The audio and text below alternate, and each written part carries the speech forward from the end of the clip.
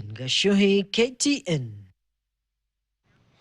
Residents of Wanjoroge in Nairobi's Parklands area are living in fear following what they claim is a series of nighttime raids aimed at forcing them out of homes they have occupied for decades. The latest incident left several residents injured, homes damaged, and many unanswered questions about those behind the operation and why it was carried out under the cover of darkness. Our reporter Catherine Imuraget has more. Torn roofing sheets, spent bullet cartridges, and tear gas canisters left in the area. This is the scene that greets residents after what they describe as a nighttime raid carried out in the early hours of Saturday. The operation reportedly left several people injured, homes damaged, and residents of Wanjoroge in Parklands, Nairobi living in fear and uncertainty. Although those allegedly involved in the raid have since left and calm has returned, residents say they remain anxious about their safety and that of their families. 72-year-old Wamboa Mutua is among those most affected by the incident. Ndio jamaa walitokea watu 10 na wengine wakakimbia mbele, wengine wakanifuata nyuma, walikuwa na mapanga, pisu na shoka. Hata sikuona shoka, pimbo. Residents say they have lived in the area for more than 40 years, while they maintain that they have no objection to relocating if there are legitimate legal grounds. They insist that due process must be followed and their rights respected. Sisi tumelala, hatuna silaha yoyote, wao wanakuja na silaha. Sasa sisi tuna ubaya gani? Na sisi tunafuata sheria, notice kwa mahala mtu akikaa. Sisi tukatai kutoka hapa, lakini tuna utaratibu, kuna utaratibu ambao ufuatwa na sheria ufuatwa katika kiserikali. Ukichungulia ni askari wamevaa helmet hivi, lakini sasa wako na like goons. Mtu anakuja na kata mabati yako, anavuruta. Hiyo sasa hata sijavaa nguo. Nasema acha nivae nguo inama hivi. Mtu anakufuata na fito kwa kichwa. Alikuwa anafuata Burundi, alikuwa na kisu inamwaga damu. Nikasema mimi sijui njia. So dakika kidogo alafu akanishika, alikuwa anataka nidunge tumbo.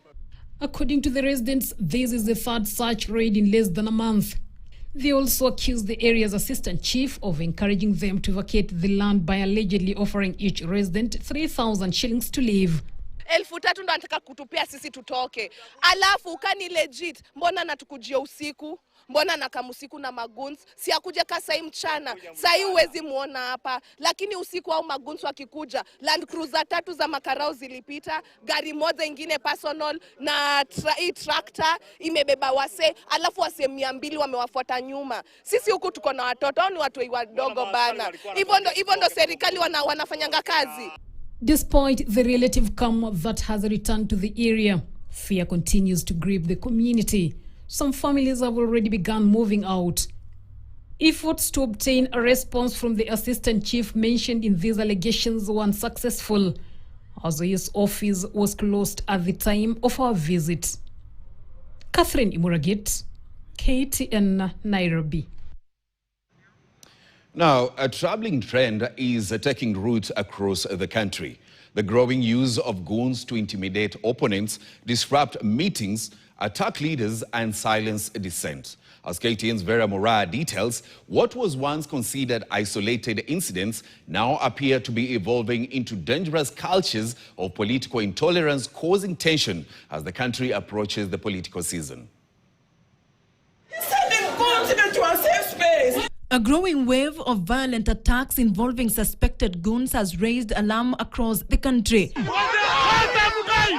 From churches to public forums, the shadow of organized violence has become increasingly visible.